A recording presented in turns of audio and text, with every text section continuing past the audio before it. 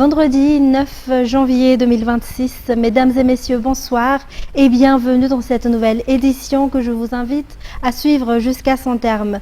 À la une de l'actualité de ce soir, selon les chiffres émanant du ministère de la Santé publique, 124 cas de Mpox ont été recensés à Madagascar, dont 118 cas suspects et 6 cas confirmés. Des données arrêtées au 7 janvier.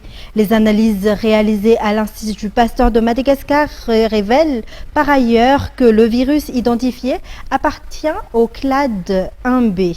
Radraman Zatouf pour plus de détails. Les derniers chiffres communiqués par le ministère de la Santé publique font état de 124 cas de Mpox enregistrés à Madagascar à la date du 7 janvier. Parmi eux, 118 sont considérés comme des cas suspects, tandis que 6 cas ont été formellement confirmés après analyse. Sur les 6 cas confirmés, 5 ont été détectés à Madzang et un autre à Antirabé. Les tests effectués à l'Institut Pasteur de Madagascar ont également permis d'identifier la souche du virus en circulation dans le pays.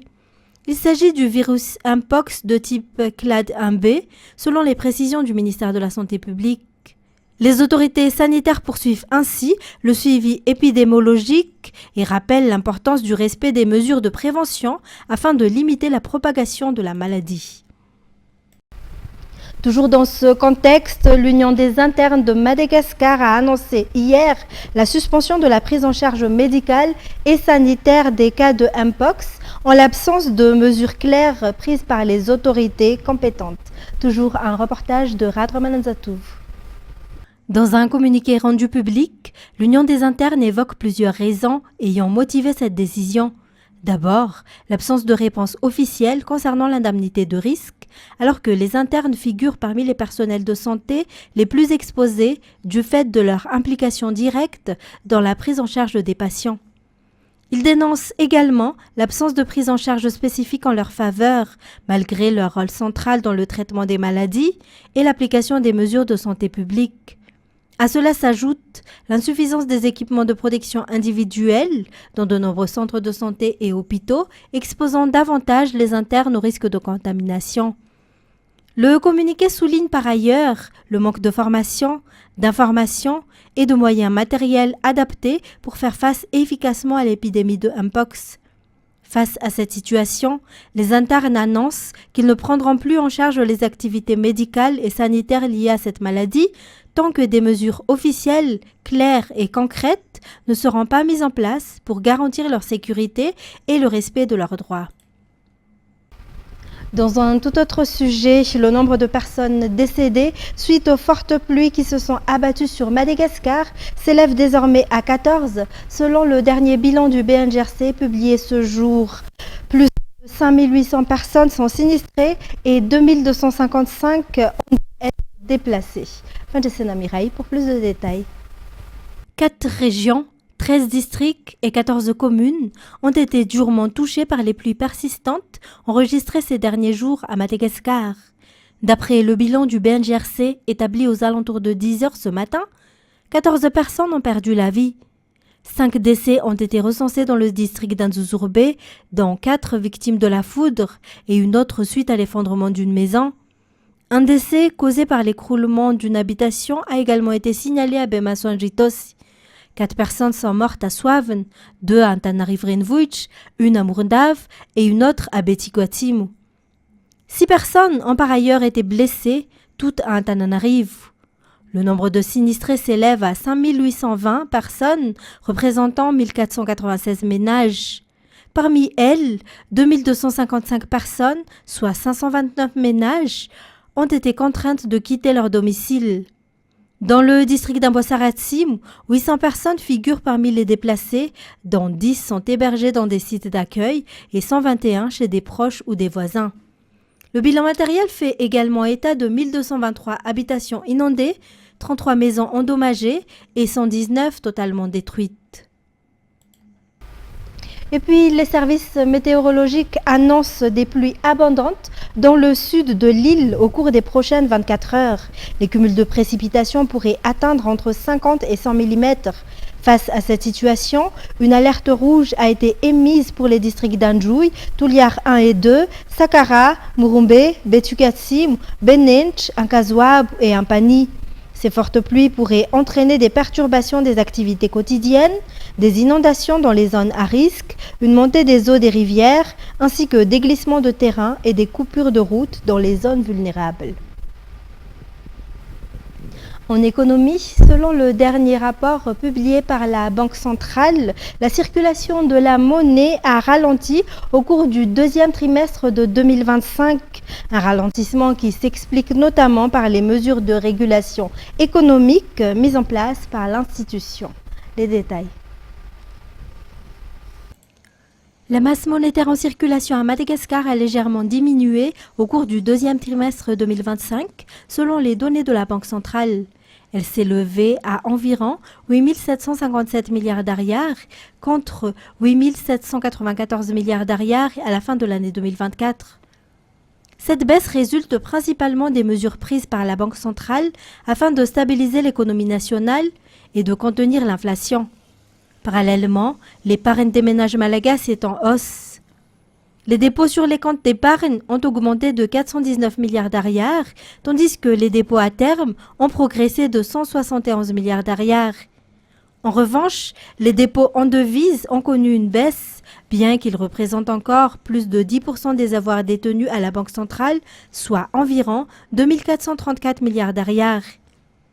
Durant cette même période, la monnaie fiduciaire a atteint 5 581 milliards d'ariars, tandis que les dépôts bancaires se sont établis à 578 milliards d'ariars. Ces chiffres figurent parmi les principaux enseignements du rapport de la Banque centrale de Madagascar sur la situation économique du pays au deuxième trimestre 2025, publié le 7 janvier dernier. Et le directeur général du port de Tuamasin, Christian Eddy Avelin, a été démis de ses fonctions lors du Conseil des ministres tenu hier. Il occupait ce poste depuis 16 ans. Cette décision intervient dans un contexte particulier alors que le port de Tuamasin est actuellement engagé dans d'importants travaux d'extension. Des travaux dont l'achèvement total est prévu au cours de cette année. Ce projet d'envergure est financé conjointement par le gouvernement japonais et l'État malagasy. A noter que cette vague de changement a également touché le SMMC après la révocation de son directeur général, Niriku Rosalien Tirenge, lors de ce même Conseil des ministres. Et en sport, une mésaventure est survenue à Lyon, en France, pour les joueurs malagasy de pétanque, Yves Rakoutoarsou et Zigl Rakoutonjainbe. Leurs affaires ont été dérobées mercredi soir alors qu'elles se trouvaient dans leur voiture lors d'une courte sortie pour faire quelques achats. Parmi les biens volés, valises et sacs contenant également des documents importants liés à leur carrière sportive. Yves et Zigl se sont illustrés sur la scène internationale lors de la saison 2025. Yves, sacré au mondial la Marseillaise de pétanque et élu boule d'or 2025, et Zigl, champion mondial au tir de précision et vice-champion mondial en triplette, avait récemment signé un contrat avec les clubs d'Essine pétanque à Lyon. Ce vol survient alors qu'ils s'apprêtent à participer à des compétitions avec leur nouveau club dès la fin de semaine. Les autorités locales de Lyon enquêtent sur l'affaire. Et on poursuit avec les actualités internationales. Les autorités vénézuéliennes ont relâché jeudi plusieurs opposants, dont l'ancien candidat à la présidentielle Enrique Marquez, la présidente par intérim Delcy Rodriguez, assurant toutefois que le pays n'est ni subordonné ni soumis aux États-Unis après la capture de Nicolás Maduro par les forces américaines le 3 janvier dernier. France 24. Un simple geste d'apaisement ou bien le résultat de la pression exercée par les États-Unis. Le doute est permis après cette annonce du président du Parlement du Venezuela, quelques jours seulement après l'enlèvement de Nicolás Maduro. Afin de favoriser la coexistence pacifique, le gouvernement bolivarien et les institutions de l'État ont décidé de libérer un nombre important de personnes vénézuéliennes et étrangères.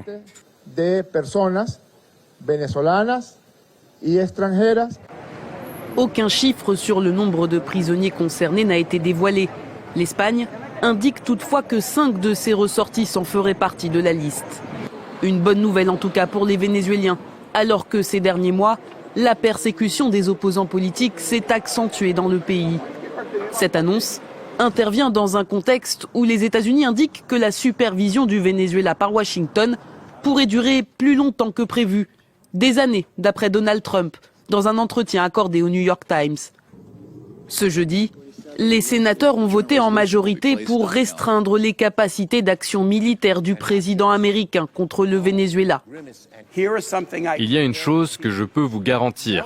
Personne n'a jamais regretté, j'insiste, personne n'a jamais regretté un vote qui dit simplement « Monsieur le Président, avant d'envoyer nos fils et nos filles en guerre, passez par le Congrès ». C'est un vote que personne n'a jamais regretté et que personne ne regrettera jamais. Un vote qui a déclenché la colère de Donald Trump, d'autant que parmi les sénateurs qui se sont prononcés pour une restriction des pouvoirs du président, se trouvent des républicains. Dans un message publié sur son réseau social Truth Social, le locataire de la Maison-Blanche les a qualifiés de stupides. Et des milliers de personnes se sont rassemblées à Minneapolis où la police de l'immigration a abattu la veille Renée Nicole Good, mère de famille de 37 ans, et obtenu le soutien décrié de la Maison-Blanche qui évoque la légitime défense des agents. Des manifestations se sont également déroulées dans plusieurs autres villes américaines, dont Washington et New York. France 24. Après la mort d'une femme de 37 ans, tuée par balle par un agent de l'immigration et des douanes, la tension ne retombe pas à Minneapolis.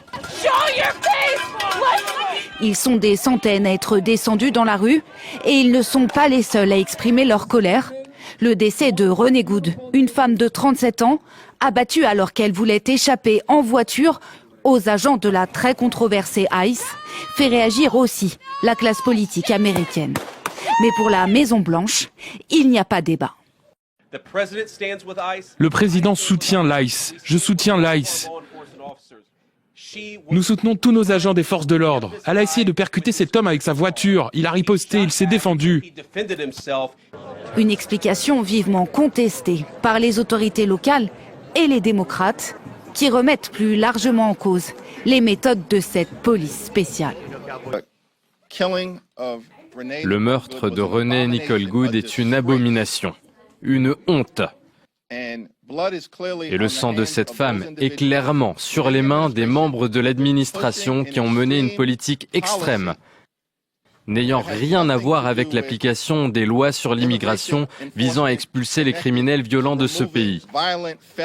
Nous soutenons l'expulsion des criminels violents qui se trouvent illégalement dans ce pays, mais ce n'est pas ce que fait cette administration.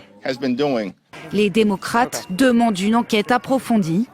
Au moment des tirs mortels, la police fédérale de l'immigration menait une vaste série d'opérations impliquant plus de 2000 policiers. Des opérations lancées par dizaines par Donald Trump, qui a fait de la lutte contre l'immigration clandestine l'un de ses principaux axes de politique intérieure, avec des méthodes pour le moins controversées.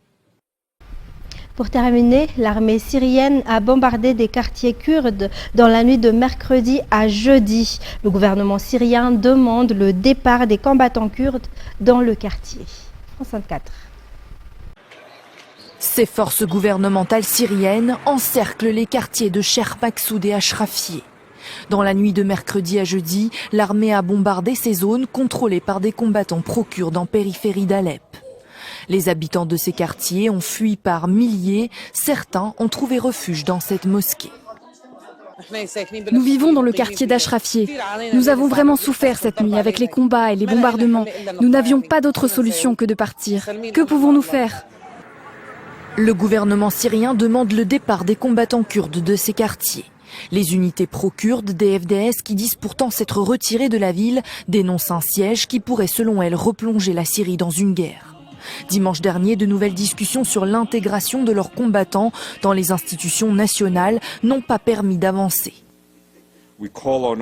Nous appelons tous les acteurs à désamorcer immédiatement la situation et à prendre toutes les mesures nécessaires pour éviter de nouveaux dommages aux civils.